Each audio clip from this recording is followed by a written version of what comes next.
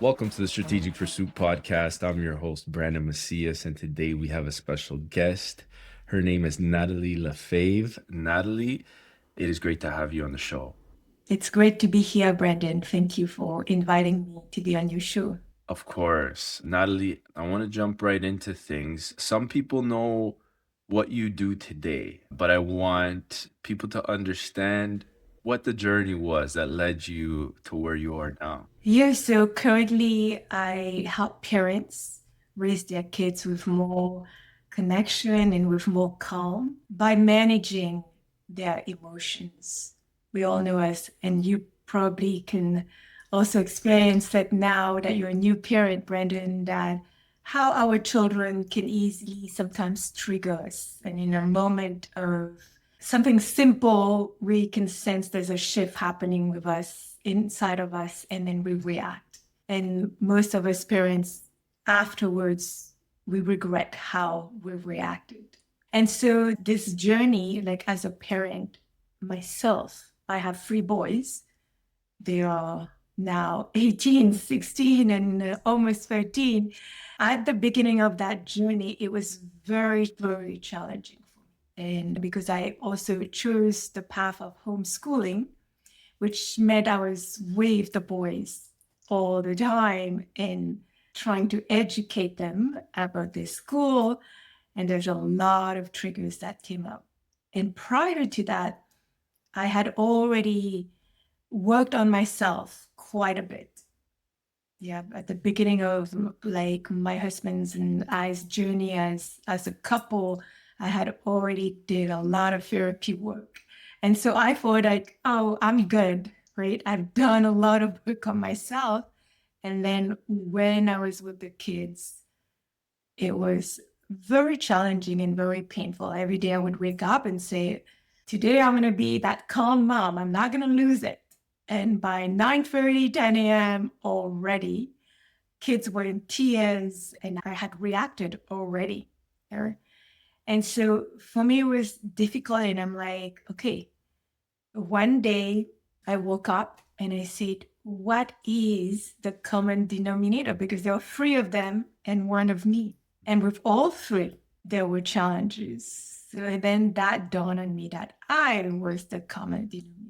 I was the one like trying to teach all of them. And so there was something going on inside of me that I wasn't able to control, right? So when we think about a trigger, when we get triggered, we don't think about how we're going to react, right? We go from 0 to 100 in a matter of minutes, and here we are reacting.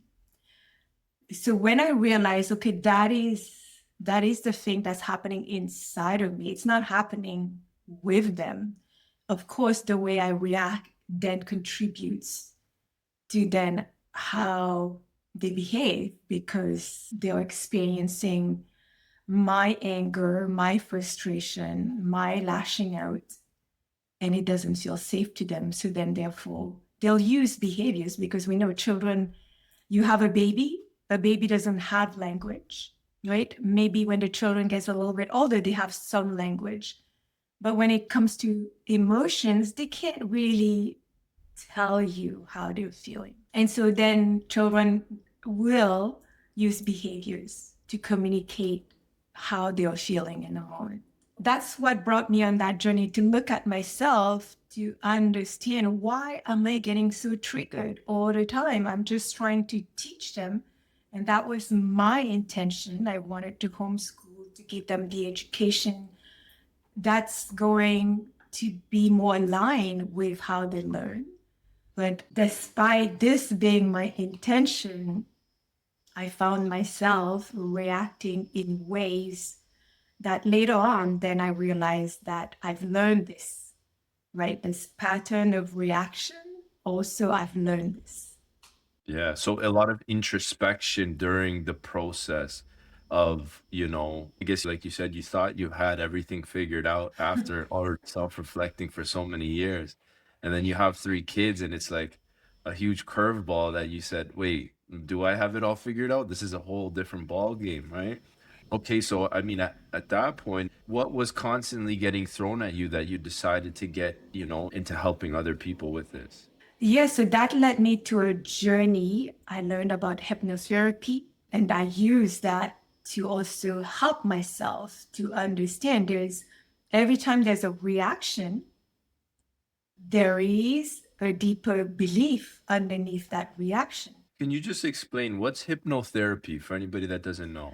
So hypnotherapy is, I know sometimes people think, oh, that's the crazy thing you watch on TV and make people fall asleep, and then somebody makes them do things they don't want to do. But hypnotherapy is about accessing the subconscious mind. So the subconscious mind is the part of the mind that has accumulated all your memories since you were in the womb up till now. It has learned behaviors, habits, and so on. And so that is in the subconscious, right? So that's why when we're triggered and we react, we're not really thinking in that moment and we're not choosing to react like this. It's happening on its own. It's like, Brendan, like I always give people this example. Now, if I ask you, can you brush your teeth with your eyes closed? Yes or no? Mhm. Yeah, Yeah. you can do it because you've done it so many times. It becomes like automatic, right? So the subconscious is very automatic, right? It learns over time and it repeats the same pattern over and over again. So now when we say, oh, I can see there's something happening in my life that I want to change, then what I found is the quickest way is to calm the other parts of the brain and access the subconscious to really understand where that pattern came from, to get right to how the belief was formed. Right. So, for instance, I'll give you my own example. When I was homeschooling, if the boys were not getting something, that was triggering me, not because they were not getting it, but because of the meaning I was putting to this, that I'm not doing a good job teaching them. I'm not enough to teach them, right? And as soon as that's the belief that comes inside, it starts to become a turmoil for me. And then I have less patience and I can't think clearly and I get triggered eventually. Mhm. So addressing the belief that's causing that trigger is important. So we access the subconscious mind in hypnotherapy, and the kind of hypnotherapy I use is called rapid transformational therapy. And we access the subconscious. I help you find out, okay, how did this belief, how was it formed, right? And you can see clearly this is how it was formed. And whatever was formed, whatever we've learned, we can also unlearn it. And so we then rewire and reframe, especially the meaning that we've put to things that has happened in the past that contributed to forming the belief. Interesting. So with this therapy, you're able to tap into that memory or that habit that has been ingrained in you for could be decades and rewire your thinking so that you're not reacting the same way. Exactly. Because most of our beliefs were formed between 0 and 7 years old. Because think about it, now that you have a little one, you probably know already, most parents tell you if you want to teach your child how to play piano, you want to teach them another language, do it when they're young because that's when they can learn the fastest. Why? Because the brain waves of a child between 0 and 7 is under hypnosis. It's the same brain waves, it's the theta brain waves where children watch, hear, and they learn, they repeat. Yeah. So most of our beliefs we learned as children because that's the first set, let's put it this way, of programming we're exposed to. Okay. And I mean, it brings me to the thought of why are people neglecting that side of their kind of emotional health? Are you seeing, or do you believe? Why are people just not paying attention to that? Because I think, again, it's such a habit, right? We learn from our parents, from our teachers, from people we hang out with. And so if most of us, like if we grew up in a family where there was a lot of reactions, and we think, oh, that's the way it is, because children don't question that.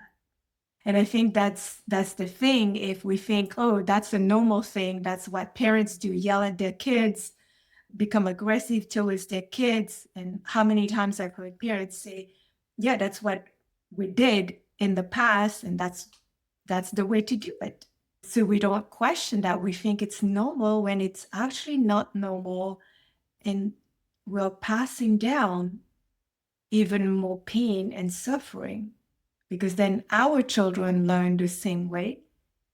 And if they don't change that as well, they don't think there's anything wrong, then they pass it to their children. And that's how it keeps going. Yeah. No, that makes complete sense, especially there was I mean, in my belief, the generation of my parents, all my aunts, uncles, they all are very much so reactive, right? And they're not thinking too much to respond and think. A thinking mindset or thinking, I guess, with not the subconscious, but the conscious mind, right? Yes.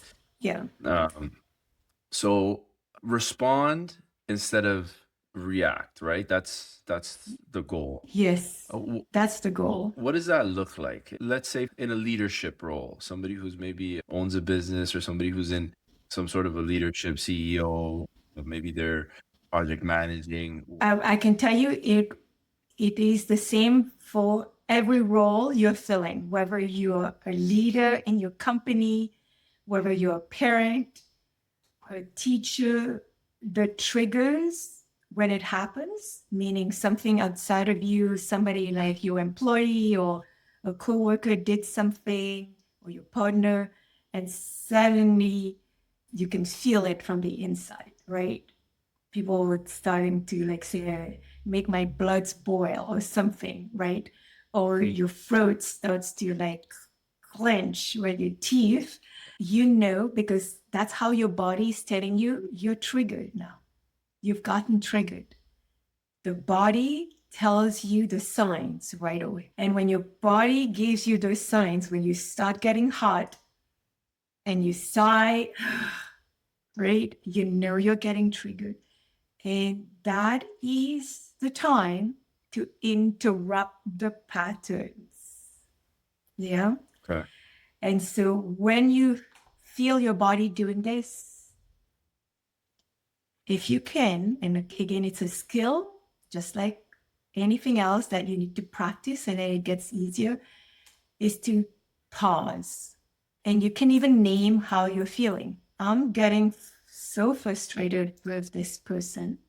But then instead of going to the person, taking that pause on your own, I'm frustrated and my body is activated, and I'm going to learn how to regulate my own body, my own nervous system, right? So whenever we are triggered, we go into, you probably heard, fight, flight, freeze, fawn mode, right? Either we want to yell at the person, or we want to fight back, or we just want to run away. We don't want to look at them, or we just shut down completely. We don't say anything. So that's how the nervous system, because is reacting, because it feels like there's a threat there, there's danger. Say the person I'm working in, I'm in a leadership role. I told my team this is what needs to happen, and it hasn't happened. And when it doesn't happen, oh my gosh, now I have a bigger problem, right? And so then this becomes the threat. And so then the person then would want to react how they normally want to react. And so when they recognize, okay, I'm feeling this right now, I'm going to pause. I'm going to come back in the present moment. You can take a breath. Breathing sometimes don't work for some people. That's okay. You can ground your feet on the ground, right? Feel your feet on the floor. If breathing works, you can take a few slow inhales and exhales. You keep doing this until you feel that feeling that you felt before, whatever it is, that clenching your teeth or you're getting really hot starts to subside. You do it until then. So if breathing doesn't work, you can center yourself looking in the environment, look at an object in your environment, and preferably an object that evokes a positive feeling. Hmm. So maybe it's the picture of your son, and you look at that picture, you see, oh, that's my son. Look how cute he is. Like, look how loving. And I can now suddenly feel my love. And now it has shifted from what was triggering. Right? Not that you don't want to face that, but just to regulate in the moment. You need to bring the body back into safety, knowing that in this moment, there's no real threat. Even if, a moment ago I perceived there was a threat. Okay.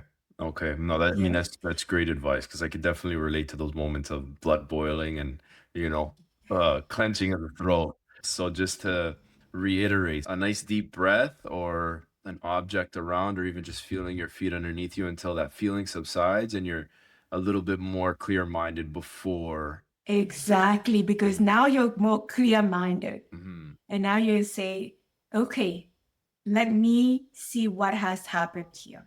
And now, what are the questions I have for my team? And also, you know, if you are already heightened and you go approach somebody, just imagine what kind of energy you're approaching that person and how would that person then respond, or is that person also going to be able to respond or react, or they're going to react to you?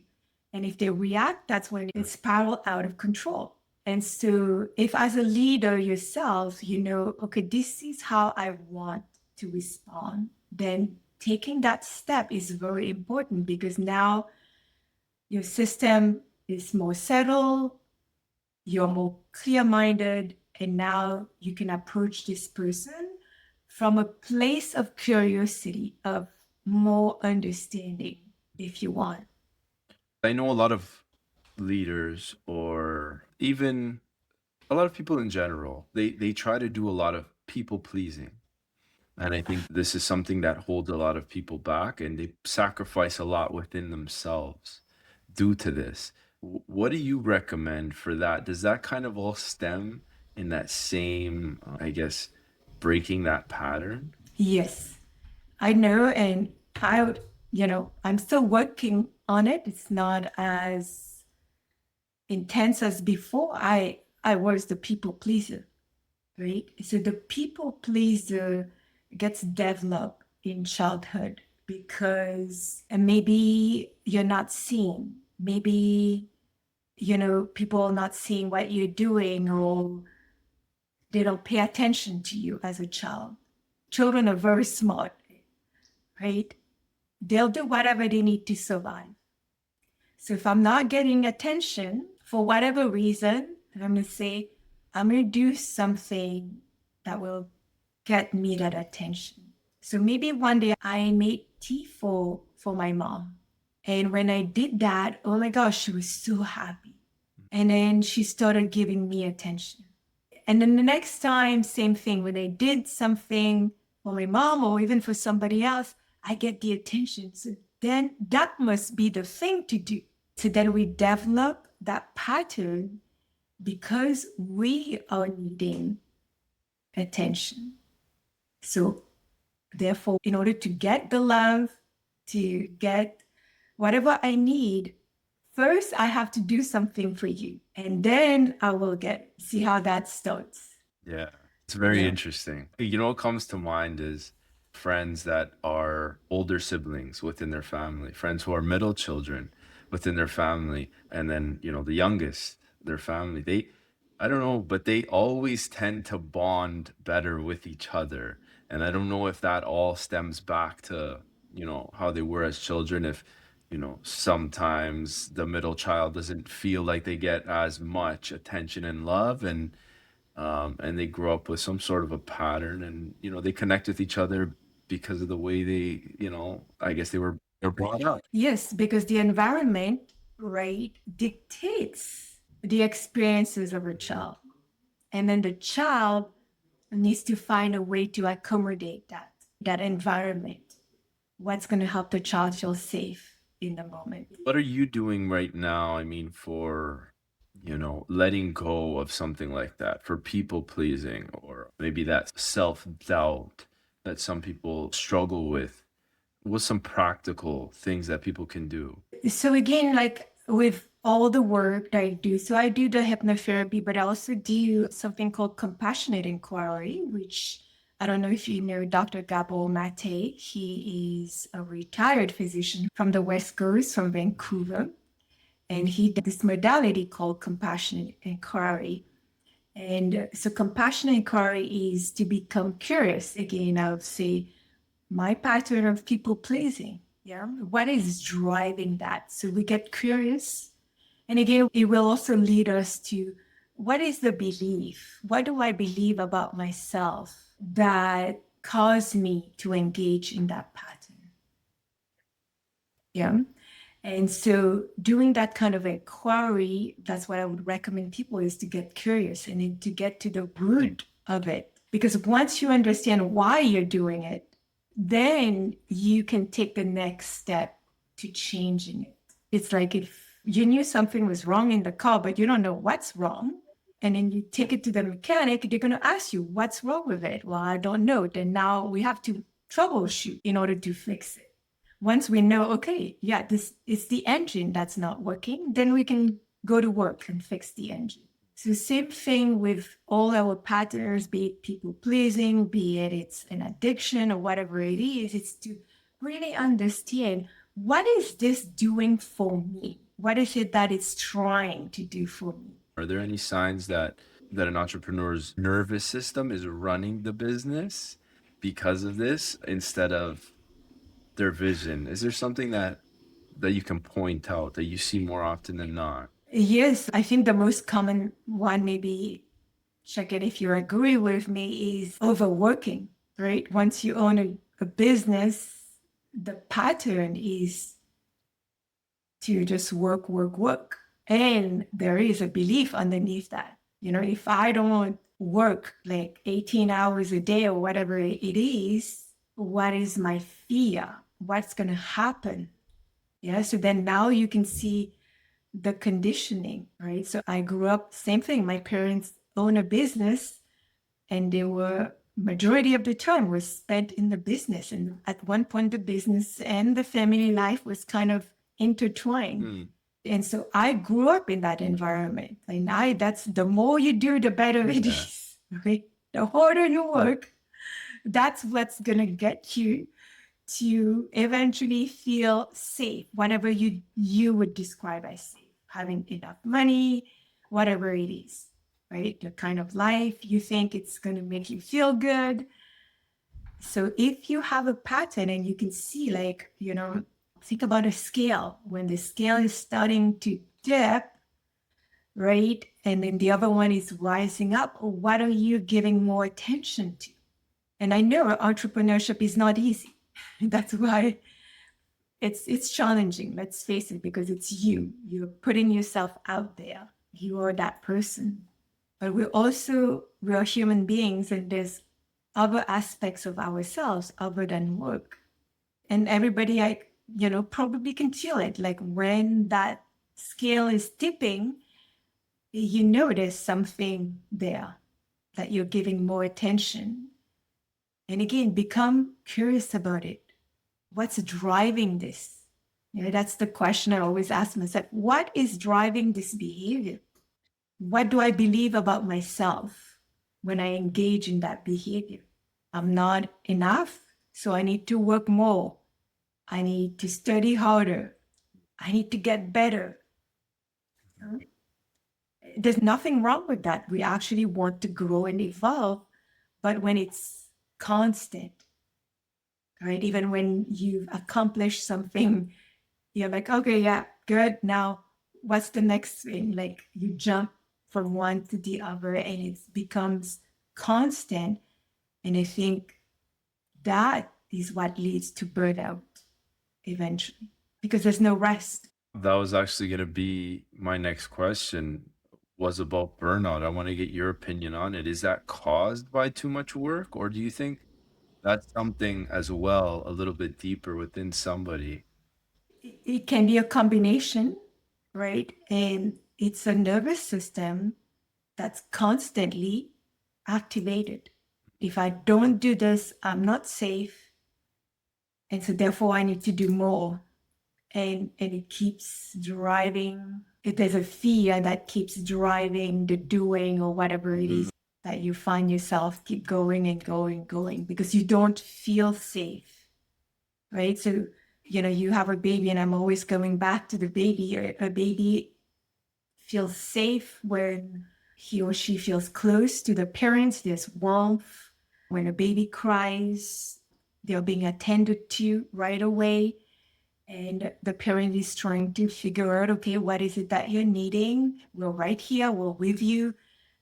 You're not alone. And the baby say, oh yeah, like, when I cry, I don't know. I don't even know what I want, but they are always there. They're attending to me. And that is what creates safety for us, right? And then when the baby feels safe, you calm down. Everything is okay. But when our nervous system is always activated, there's no safety there. Yeah, we're constantly like, again, what are the beliefs or perception? Or if I don't have that amount of money, something can happen to me. I'm going to lose this, I'm not going to be able to. That is what needs attention because a lot of the stories, again, are stories that we've learned from others. But is it really true? it's true to that person, essentially. And, like, what I'm gathering is, from very early age, we are constantly in a survival mode, right? And whatever feels comfortable is something you're gonna run toward. You're not gonna run toward anything that's scary or gonna put your life in jeopardy, right? Of course not. So, I mean, I guess doing these things because your nervous system is constantly under pressure and overworked, then you're still continuing to strive towards something that gives you that comfort and makes you feel safe, like you were saying. Or you think that's going to make you feel safe, but then it's like a never ending loop, right? Until you like pause and say, hey, I've been doing this for so long and I'm still finding myself in the same place. How come it's like that? Or I'm still feeling this Mhm, way, right?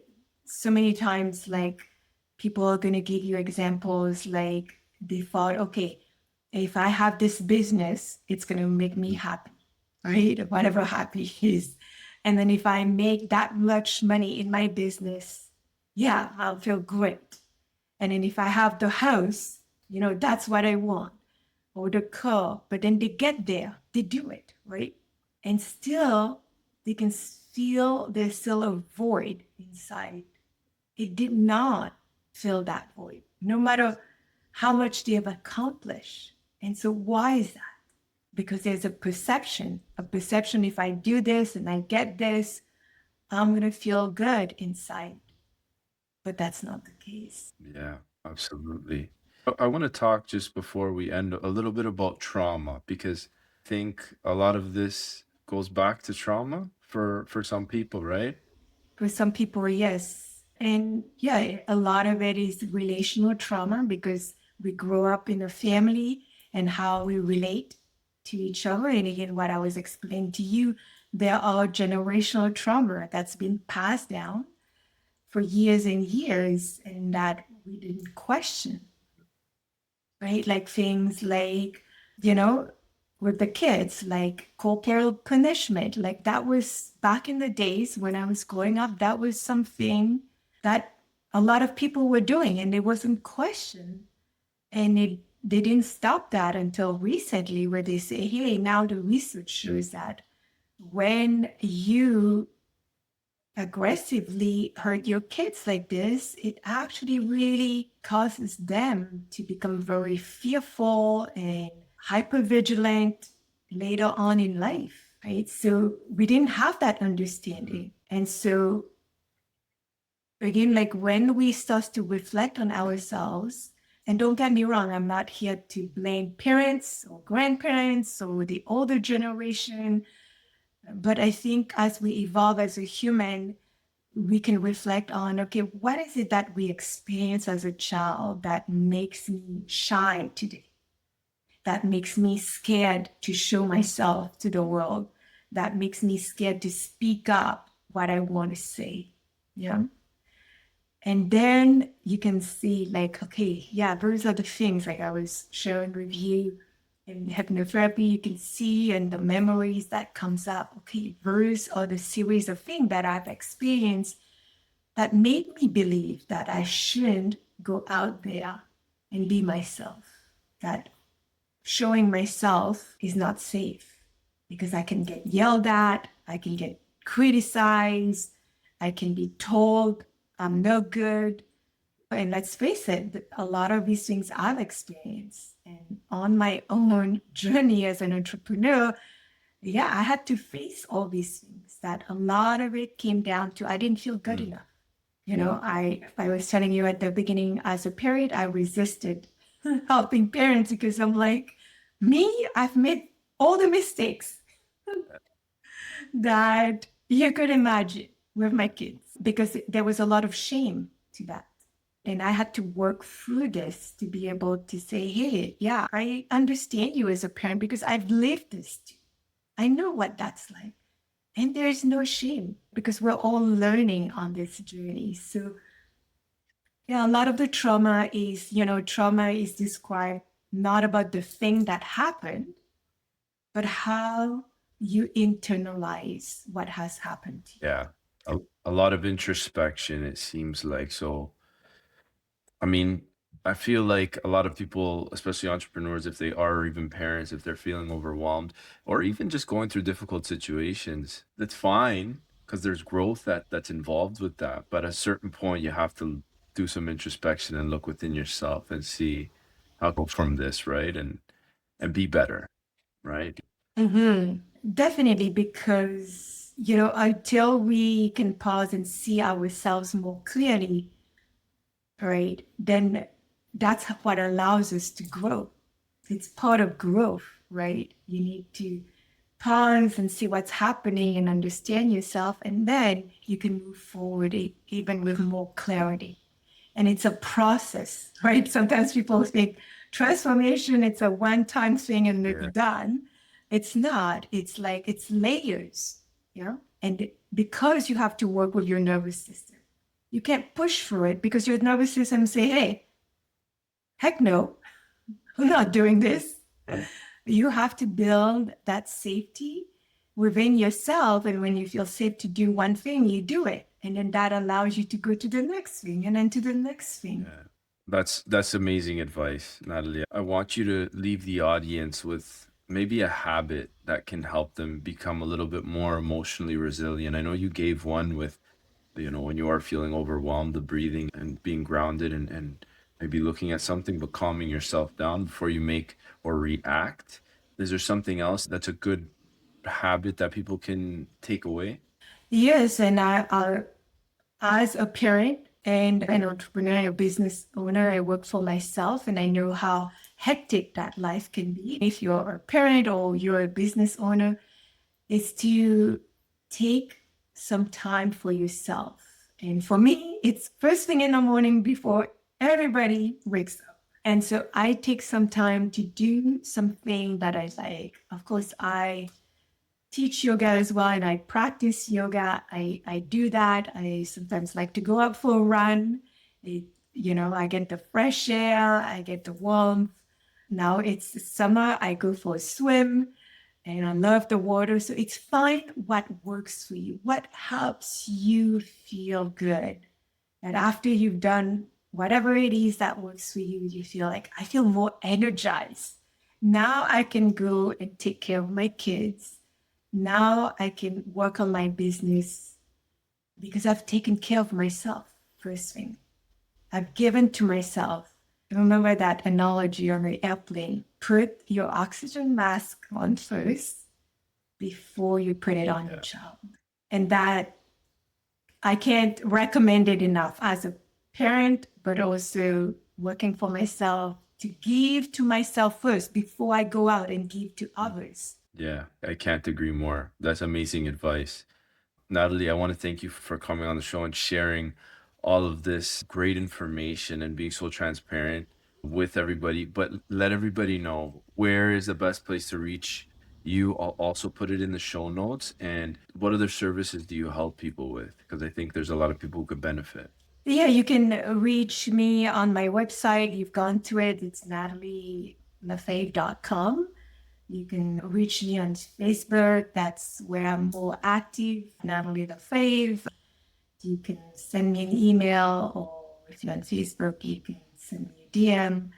And like I said, I work with parents mostly, but mostly women, helping women through parenting. But I also have worked with a lot of young adults entering the world needing to regulate as well, learning how to regulate themselves. And so they can be more focused and have more clarity on the path they're going to start in the world in their young adult life. And Amazing. Amazing. I'll put your information in the show notes. Anybody who wants to reach out to Natalie, they can find her information there. Natalie, thank you again for being on the show. it was my pleasure, Brandon. That was very nice to have this conversation with you.